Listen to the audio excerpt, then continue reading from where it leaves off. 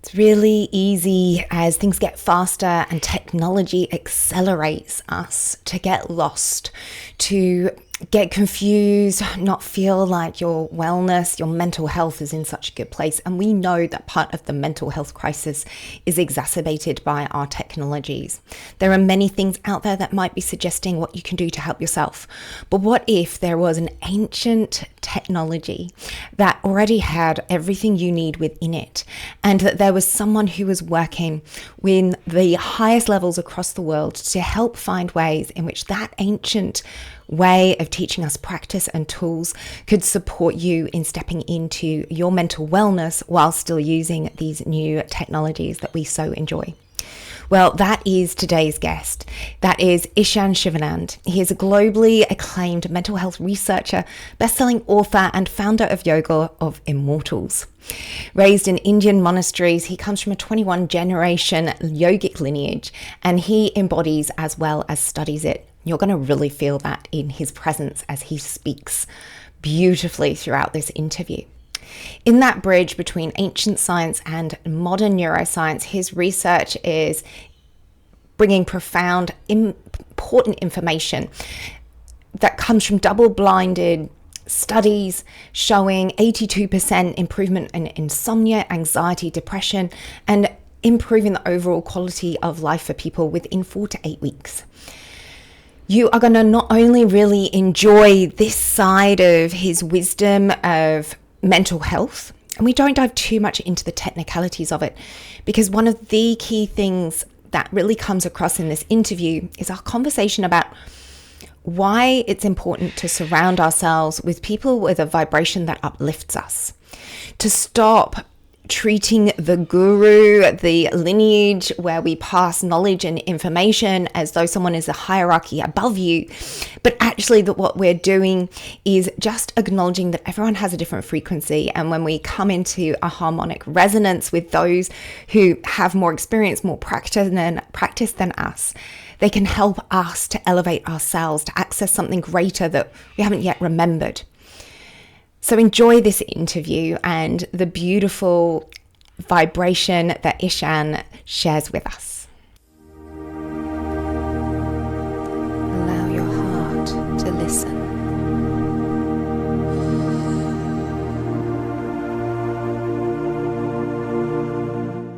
I am very delighted that in this episode of Nidra, we are meeting Dr. Shivanand, a globally acclaimed yoga teacher, but with the mental health research, best-selling authorship, and is the founder of Yoga of Immortals, which he may touch on while we're here today. But I invited him here because I was really excited about his work and how it might touch on mental health through a state of altered consciousness, which isn't really maybe a thing we talk about very much in the modern Western world as being a part of our concerns with the mental health crisis we seem to constantly meet again and again.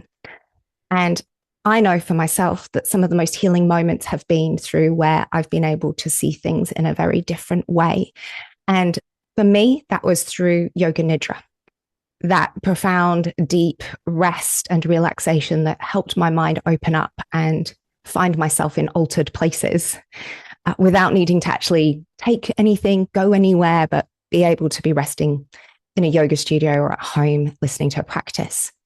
And so that's why I share Yoga Nidra. And Ishan's work really drew me because I feel that there's more about us understanding the mysticism behind yoga and what it is that it's trying to teach us. And so I'm really excited for his knowledge and wisdom and heartfelt experience that's very grounded, that's going to come through today. So welcome, Ishan. It's a pleasure to have you here.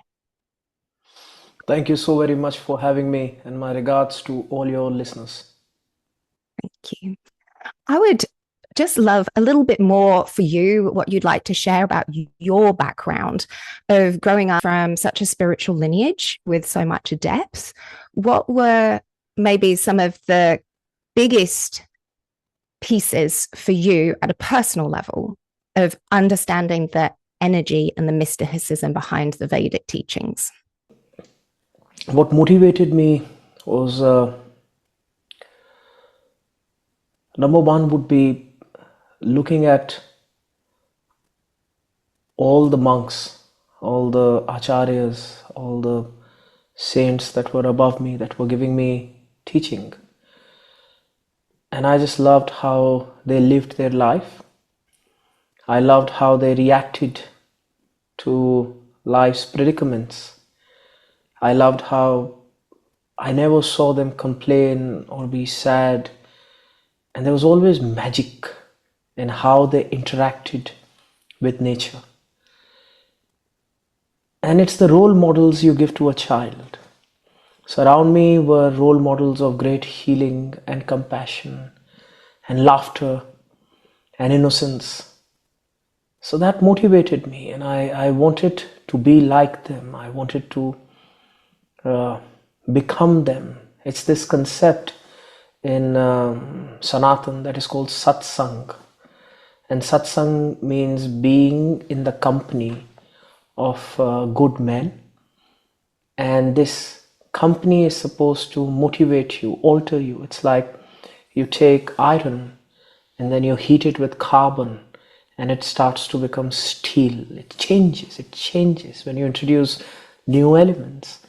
So this change, this catalyst would be the presence of those divine beings around me, and it was as if they weren't alive, as if they were in a different plane. It was as if they were a cloud. They had this majestic beauty. They could be like a thunderstorm, yet disappear, not an ounce of ego. And even now when I talk about them, think about them, it just fills my heart with such profound divine experiences. And I think this satsang is what altered me in my infancy, and the effects of which I can feel even till today. Because with them, I felt as if I'm home. And many times when I'm meditating, I think of them as my spiritual guides and ascended masters. And doesn't matter how alienated or isolated I am in the world, because when I close my eyes, I can just feel their presence and strength. And they make themselves known to me sometimes. I could feel a presence just when the things are a bit uncomfortable, and then I get the second wind. So I value that, and I'm extremely grateful for that experience, that satsang, and I really hope that modern people can also experience that, because that is beautiful. I really feel the resonance from you, and that energy of being really inspired, right? Of having something that helps move us forwards and keep you moving forward. And it's wonderful to get to be in the company of that. And for those who don't get to be in the company of that can't find those people yet, just to even feel the resonance of the potential, I think also can be really important to know that it's possible, that it's there, and that you can find the satsang, right? You can find that sometimes through Zoom originally, right? And then that can take us towards being with people in person, to be surrounded by those that can help elevate us. And so I think that is a really important piece for when we're struggling at any time in life. Like you say, even in a hard moment, when you remember them, and even to know that it's possible that you can meet those people too, I think is such a gift, to stay open. So thank you for that. I think that's even that is just a core piece for people to take home, that they can find those communities, that they can find those places. And so I'm also kind of intrigued. You mentioned about their magical kind of other plane-like qualities when they were with nature. So what kind of, how did that convey to you in your experience? One is how they had an understanding of indigenous plant life. So I remember once in the village, a child got bit by a snake, and I was just thinking, from UK you are in Australia, and Australia has like 9 out of the 10 worst poisonous and venomous insects and animal life. So where I grew up in the desert, it was like Australia. We had very poisonous scorpions and snakes. And this child, he got bit, and everybody started to just lose their marbles. Everybody's running around, nobody knows what to do. And one of these old monks, he just looked around and he saw this herb on the ground, and he called it Nag Puti, meaning the herb of the snake. And immediately he was able to do something with those herbs and apply on that child, and that child felt much better. And whereas the snake bite could have been fatal, it wasn't.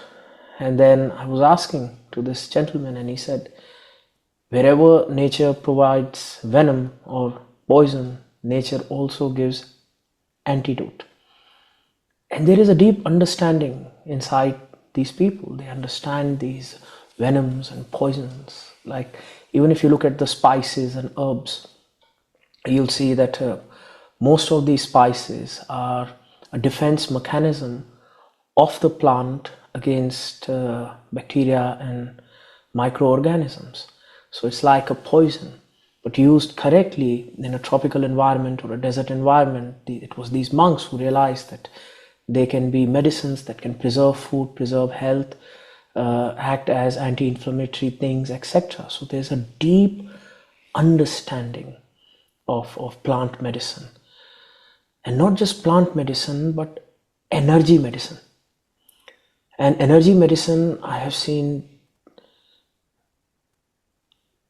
uncountable examples where a person is portraying some form of physical ailment or mental health ailment. A person is just living his life as if life is a tragedy. And these people, these energy healers, they have that capacity to understand. They look at the human body, and just like a doctor will look at your CT scan, or a doctor will look at your MRI, these people are able to perceive your energy bodies, and they can understand where the granthis are, the energy blockages, and then they can make the energy flow once again, and immediately a person feels benefit, and they could be suffering from that pain or predicament for years. But in that moment, when the catharsis happened, the healing happened, you can see that joy in their face, and that is beautiful. So I think that is the magical aspect, because my own guru, he would speak this word. It was like his special phrase, and he would always say, cure is possible. And people would come, and they come with their own baggage, and they come with their own understanding of how the world is and who they are, limiting belief systems. And he would just smile, and he would look at them, and he'll say, cure is possible.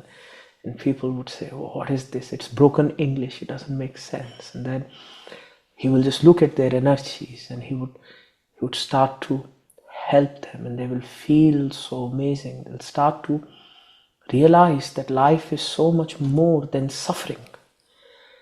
They had never experienced the inner joy and bliss that comes from inside. It's like, imagine your liver supposed to do what the liver does, the kidney what the kidney does, the heart what the heart does, and imagine you're living your life with your organ not working at all.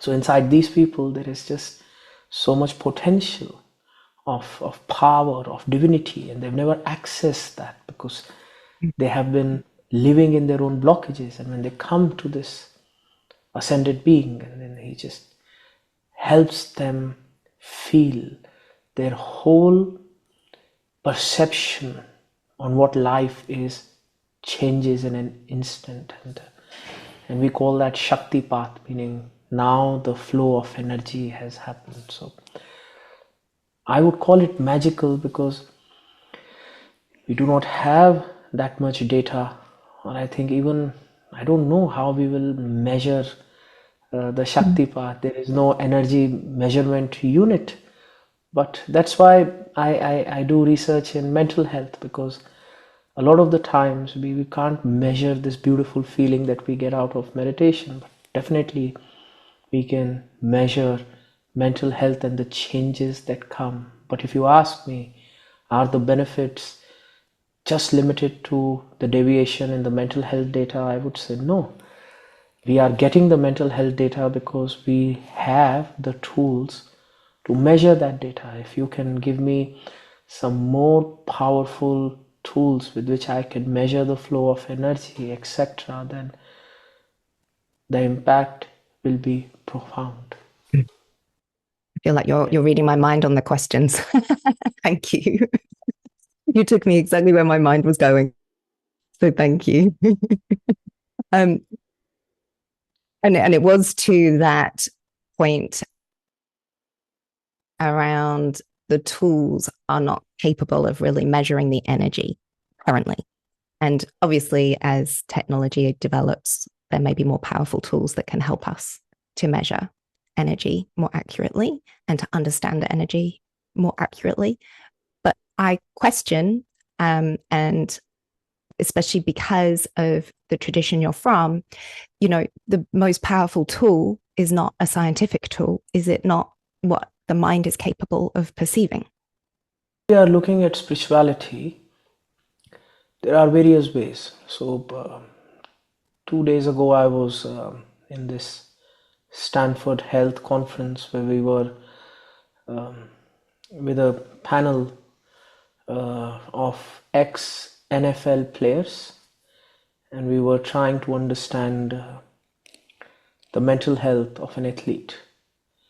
And it was so interesting that athletes that play group sports have different mental health issues, because then they feel they are letting down the group, etc. But then look at a solo athlete who does tennis or swimming, then all the blame lies with them, and they approach their mental health differently. So even in spiritual traditions, there are various ways. There are some spiritual traditions that take the solo path, so like a solo tennis athlete, and then there are some spiritual traditions that I come from.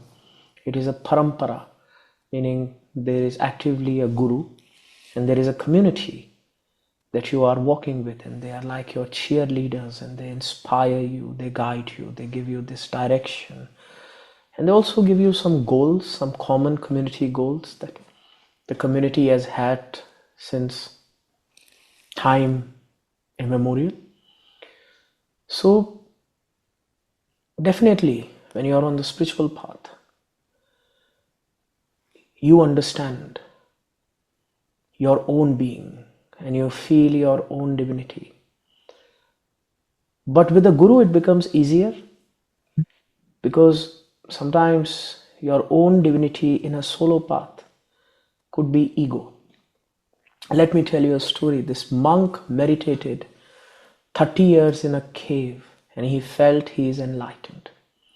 So he came down, and in the village he saw festivals. So he went to the village and there were a lot of people. One of the persons stepped on his toe, and the moment somebody stepped on this monk's toe, who had been meditating for 30 years, who thought he was enlightened, got angry and punched the guy on his nose. And the gentleman apologized. He said, "I'm sorry, I didn't know." And then the monk started running in the opposite direction. And the guy yelled, "Why are you running? Are you going back to your cave to meditate?" He said, "No, I am going to live my life away from the cave." Because in his cave, he had thought he had overcome anger, he had overcome everything. He thought he was. But it's only when he came down, he had people around him that made him felt friction. Did he understand there's a lot that he had to learn? So yes, our mind is a very good source that can guide us, but it's a double-edged sword. If we don't understand the mind, our mind can create much delusions and illusions that can take us away from the path as well. And definitely when we are looking at the tools with which we measure, even if I talk about mental health, I do realize the limitations of the tools because, for example, a lot of measurements are done with subjective standardized questionnaires, and sometimes they don't even take into account um, culturally specific care. The questionnaires are made from a baseline of a different kind of people. For example, a questionnaire like GAT7 is made uh, with a group living in America, and I use the same tool in rural India. It doesn't take into account the geo-economic, socio-economic state of the people, the cultural preferences of these people, and because of that, there can be a lot of misdiagnostics as well.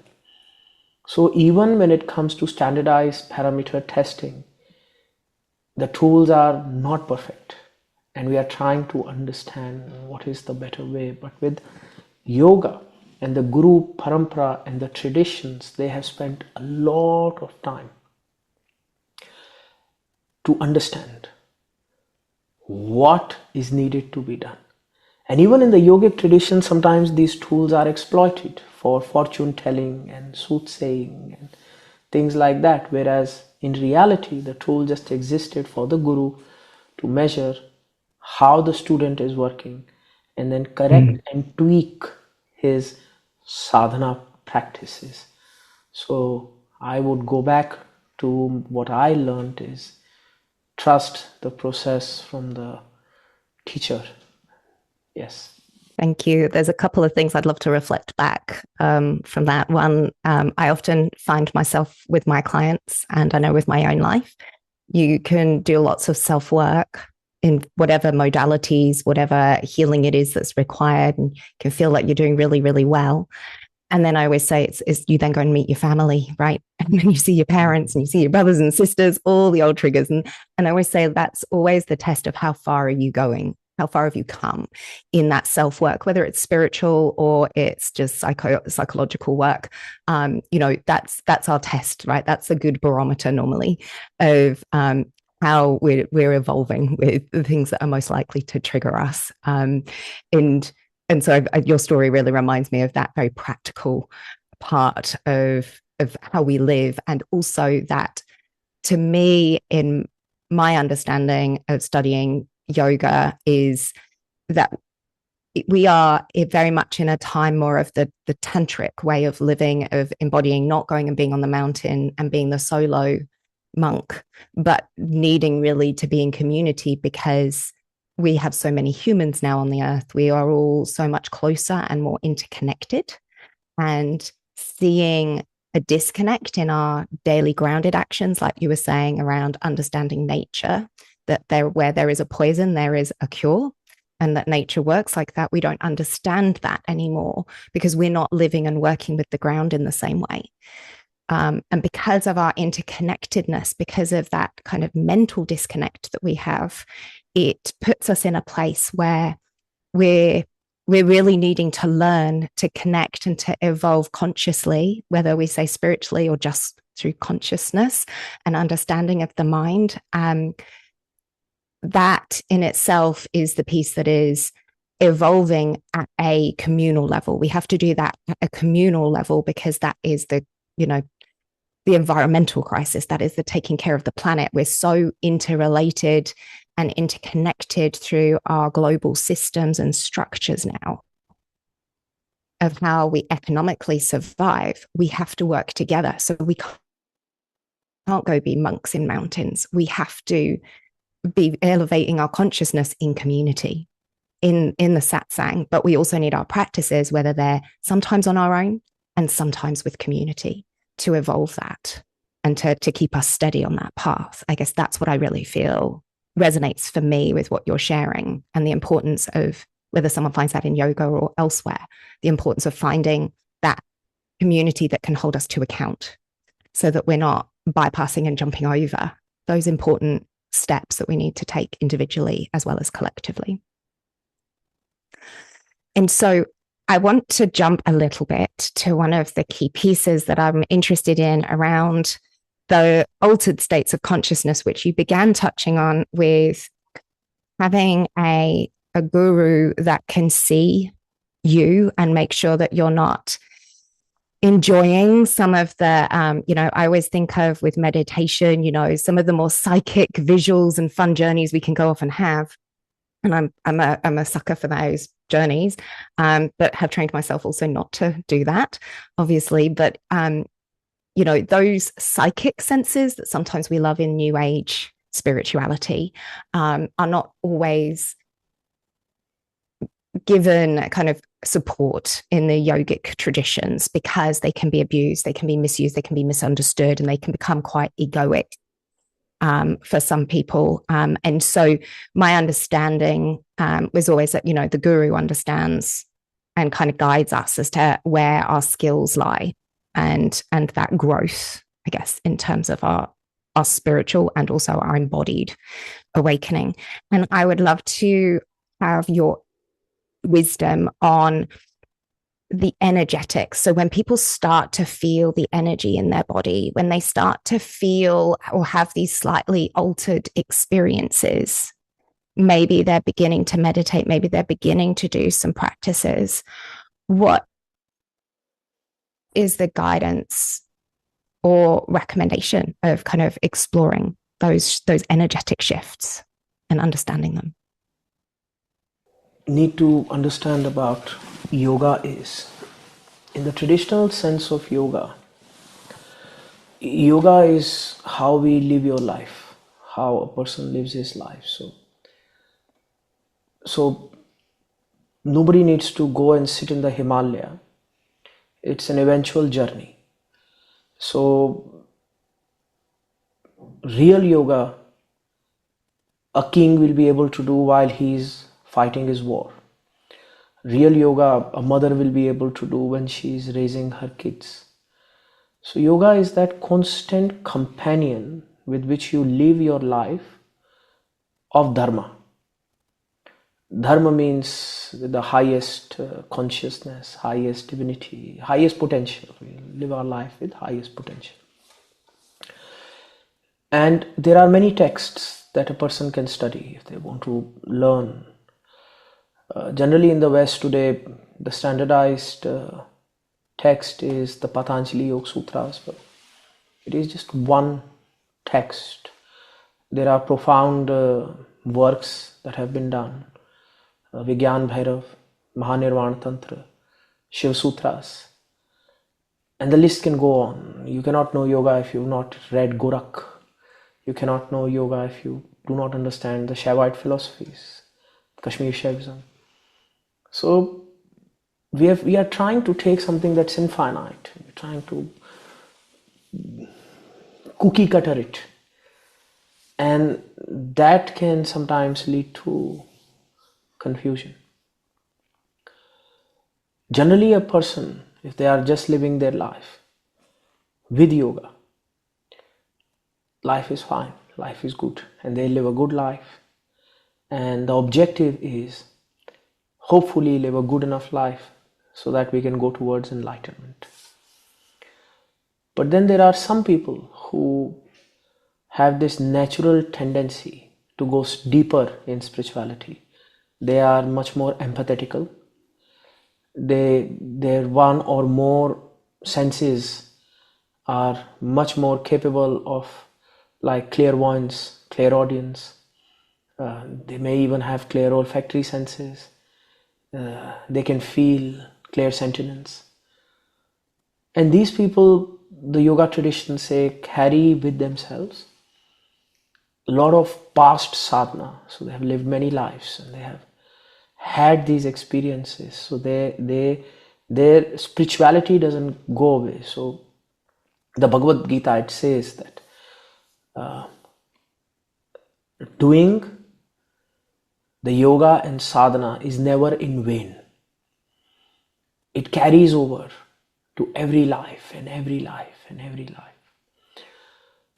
And then these spiritual practices, if we continue to do in our life, we'll see that some of us start to experience what in the Patanjali Yoga Sutra is said as siddhis. And siddhis can be anything from parkhaya pravesh, which means, like you said, a trip. I can sit and I can, in my meditation, go beyond time and space and live another life. So I'll be born, I live a life, and I'll die. So Shankaracharya practiced parkhaya pravesh when he wanted to learn many things, because he was doing debates, and while he was doing debates, the subject of sex came into question.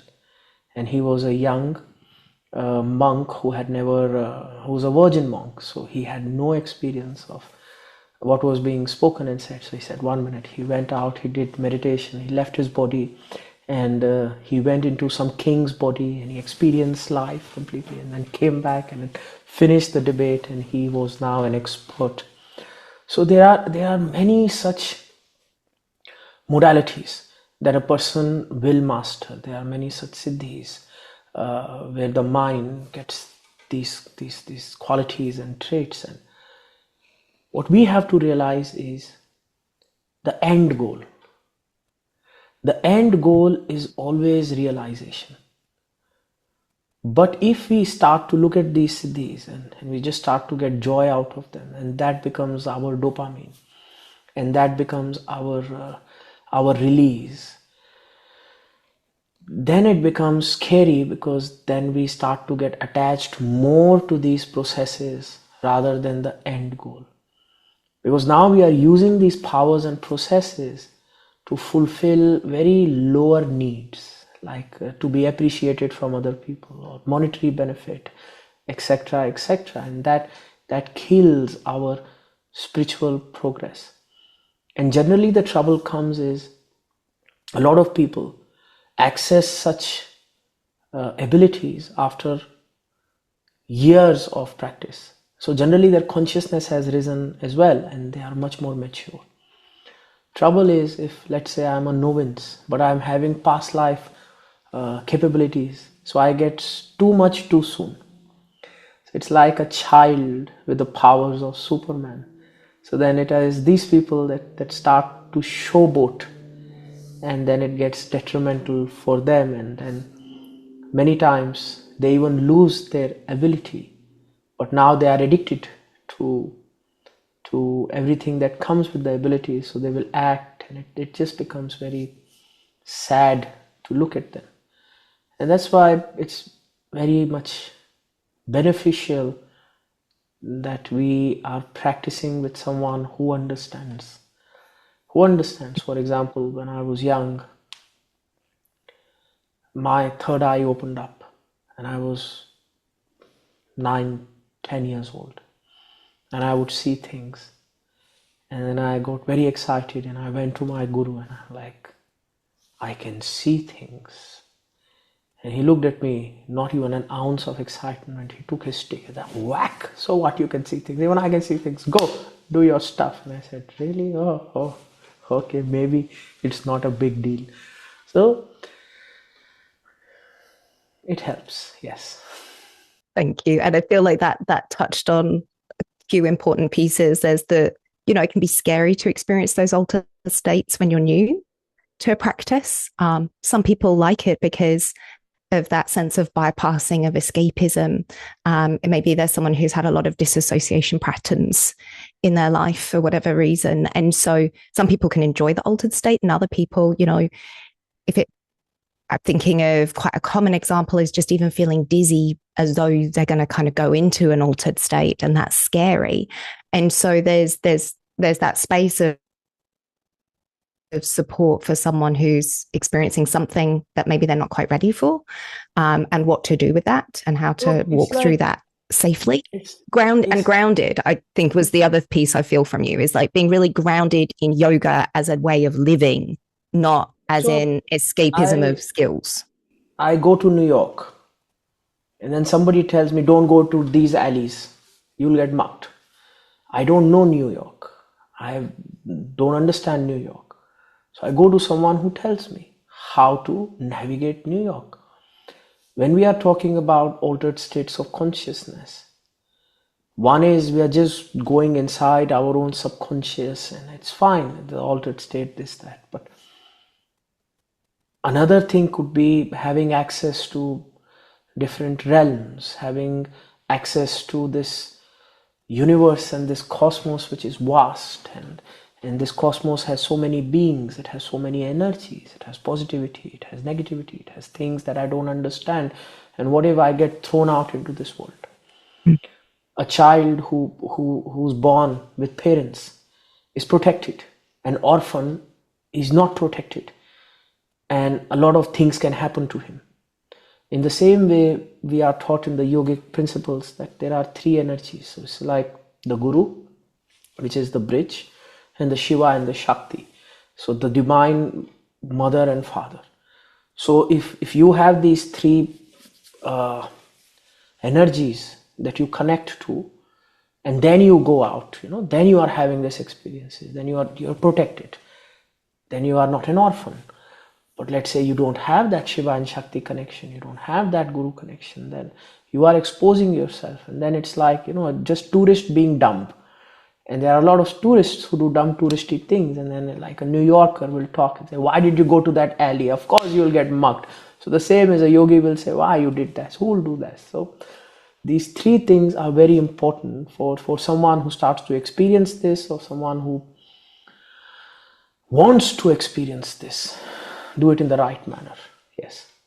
Yes. Oh, beautiful. Thank you. And so it brings me to one of the other pieces. I'm intrigued with your wisdom around, for people who don't necessarily have those experiences, those altered states, they don't necessarily even have the sensitivity to feel the energy in their body, right? So we've got both, mental health to me is very much a perception issue, that you're stuck in a place of fear effectively, and that the perception, it's an altered reality of only ever seeing through the lens of fear. And therefore it that holds us back from, like you were saying earlier on, the joy, the light that can come through. And sometimes we can start to get, you start to do some practices, and those altered states can start to potentially take you somewhere. And so those are those kind of people. But then there's also people who say, but I'm just not feeling anything. I feel no energy at all. I just feel, if my muscles squeeze and my joints move. And so what are the key practices to help people start to feel the energy more in their body, to help them understand that energetic relationship of how their perception might be shifting? This is absolutely true, and it does happen. People become closed to experiences, and it's not like they don't want to experience, but something has happened in a way where the mind just becomes numb. And many times what I've seen is there's this process, even Patanjali talks about it, it's called pratiprasav, which means rebirthing. So there is a sequence of yogic practices that are done that allows a person to peel their cognitive and emotional layers like an onion. So you have to meditate, and then the anger comes out, the guilt comes out, the fear comes out. And then the same person who says, I can't feel anything, has all these emotions come up on the surface, which are his. So it's like you take a mirror is glass, and then you have a window, which is glass as well. What's the difference between a mirror and a glass? You just painted one side of the glass black, and it becomes a mirror. So we are not able to see anything. If we look through a mirror, we only see ourselves, and that's because there is this whole coat of emotions, of unresolved issues, of no matter what have you. And again, we think of trauma as something very big that has to happen. Many times a child doesn't understand what is big trauma, what is small trauma. Something very, very simple as, for example, I'll give you my own example. I was in the monastery, and so in the monastery, you live on the kindness of other people. So one couple got me this remote controlled car, and I was very excited. and it was a dumb excitement. I was a child, and definitely I did not have the batteries or the electricity to even run this car, but I had something that I've never had before, and I had a dream of what all I can do with it. And suddenly my guru comes and he tells me, he sees another poor kid. He's like, give your car to this guy. And I didn't think much of it, because you have been taught to just listen to the command. And the guru has said, give the toy, fine, give the toy. I said, fine, give it. I gave the toy, I forget about it. And 20, 30 years go by, and then I'm doing my pratiprasav. And then this thing came out, and I cried like a baby, that my toy car, it was as if I was losing a loved one, as if I lost the love of my life, and I didn't understand, and I'm crying, and I'm looking at myself like, you jackass. Like, there's a part of me which can't believe, because I'm like a boxer, I'm very manly, I like being manly, and then I'm crying because I gave a car. I don't care about cars, but you don't know what impression you are holding on to. And then when you go through these padiprasas, these purifications, then things change. Then you start to feel energy. Then you start to feel your own consciousness. Then you start to become more aware of your own thoughts and your own emotions. And then you even start to become aware of company. Many times when we are numbed, we are able to do a lot of things that we feel are good for us, but then when we become spiritually conscious, then we can't even be in certain company, we can't eat certain foods. It just changes us completely. And that's what I recommend, that if you want to go on the path of yoga, don't abandon the fundamentals. And pratiprasav is purification. And this is fundamental. There has to be purification of the body, there has to be purification of the mind and emotions as well.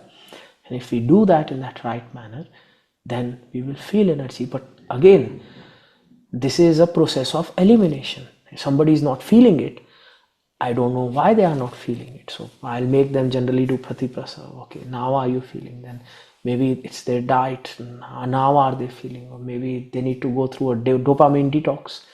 Now they are feeling okay. Have you had good night's sleep? Are you, how's your life? I look at their life. Maybe now they are feeling, and generally through that process of elimination, they start to feel they're happy. But these are some of the common factors that doesn't allow them to feel. Yes.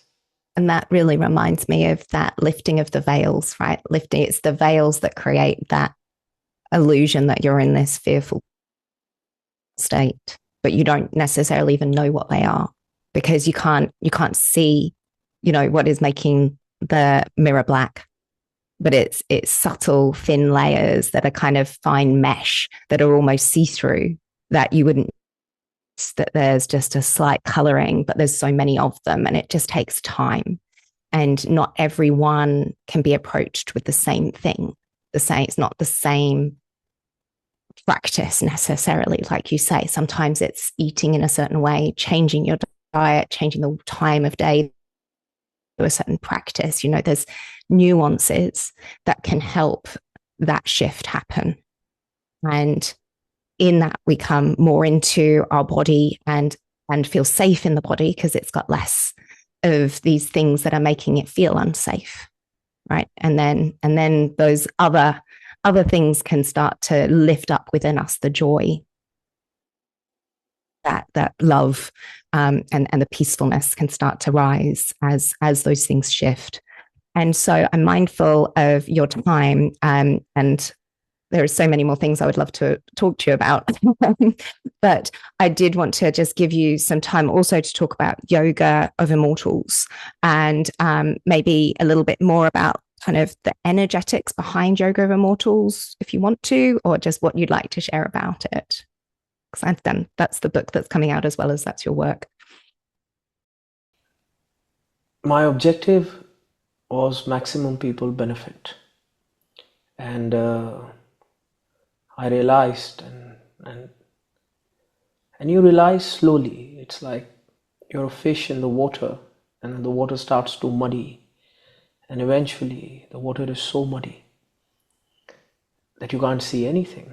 So I realized the problems, because I remember when I came out of the monastery back in 2008, the world was very different.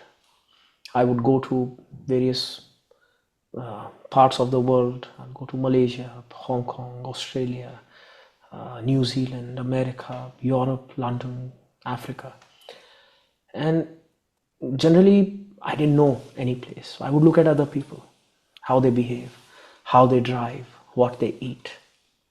And I'll try to be like them, to understand them, so I could teach them.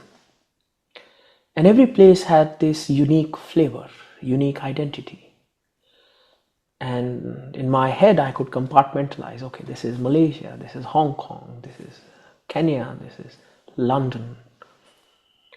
But something started to change as the world started to change 2015, 16. The world started to lose its originality, its uniqueness. And the whole world and world's attitude started to transform into this slop, this amalgamation, this algorithm driven, because everybody is now controlled by the same social media. The whole world is globalized for the better or the worse. But more than that, the thoughts and the devices controlling those thoughts, they work in such unison that everybody, they think they are who they are, but they are nothing but a byproduct of the algorithm. And as that started to increase, the mental health started to decline, and we see this in the last 15 years as technology has risen. And I'm not saying technology is bad. I feel that humanity has not had yet the capacity to adapt itself as fast as technology is evolving, and that has had a catastrophic impact on the mental health. And I know this through my own experience, that yoga, meditation has a great scope on helping people. And I wanted to bring this on a much more grander level, on the level of policy, on the level of the health department, on education department. But if you want to do that, then even yoga needs to adapt something that is evidence-backed, something that carries with it a lot of data. So that was the time I started to work, and I had access to Indian knowledge systems in all their purity.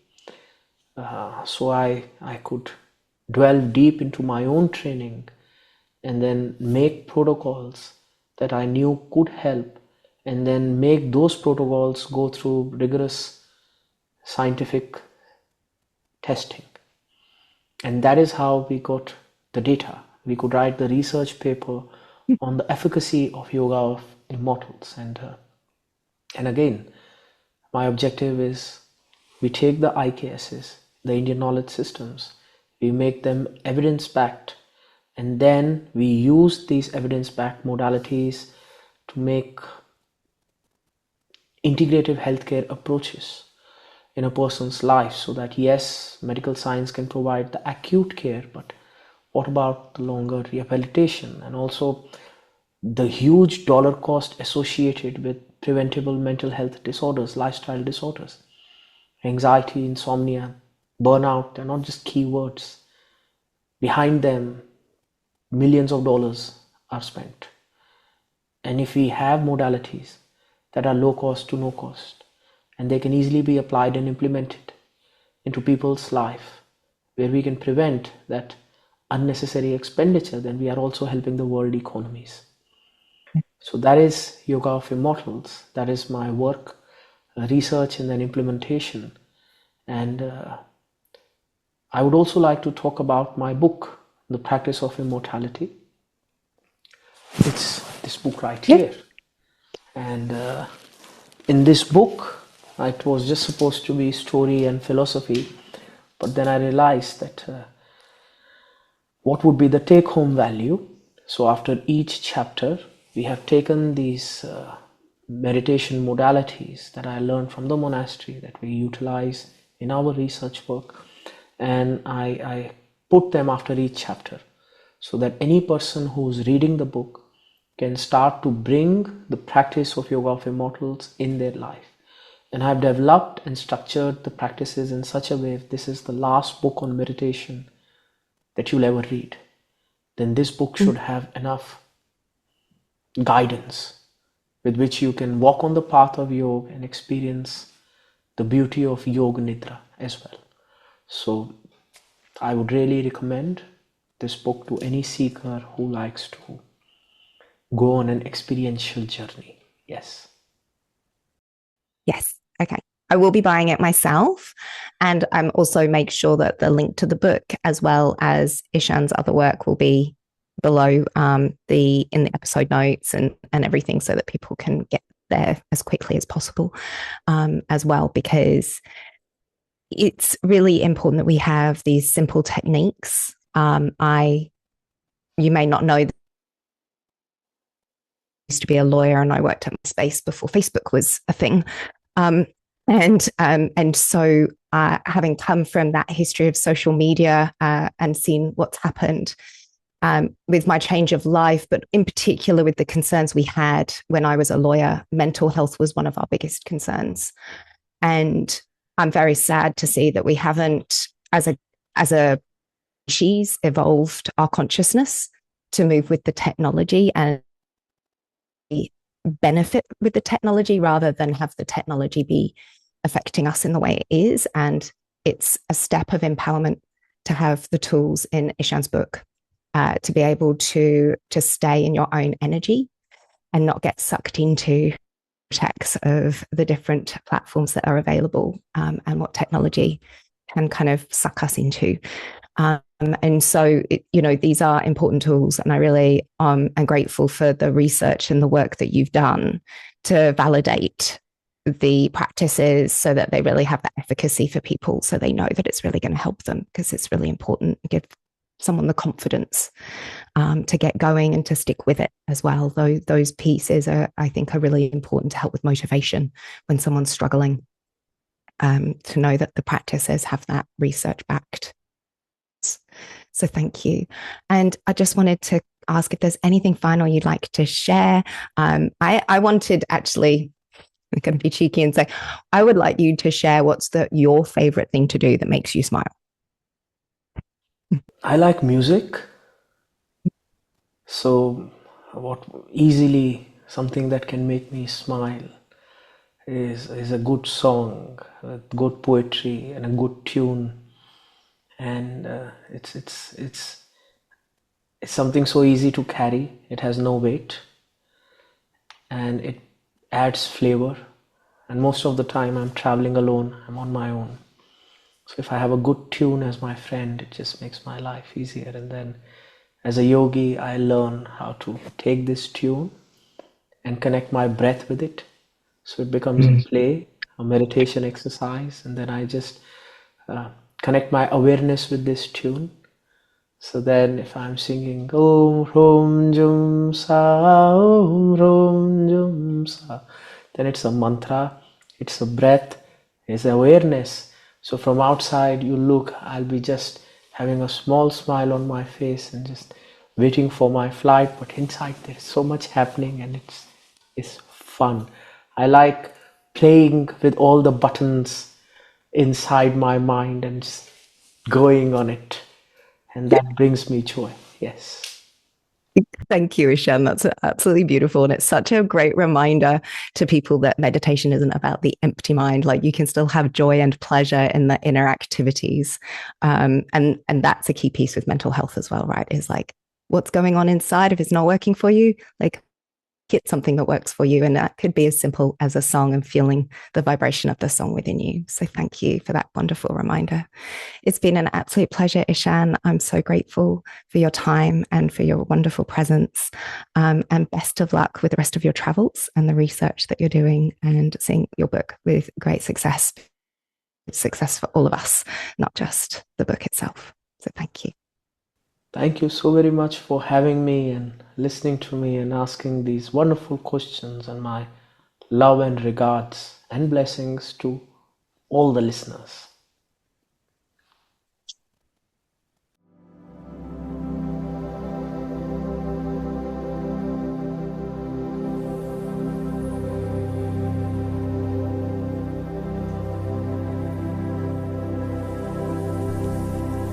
Thank you for joining. Have a wonderful day.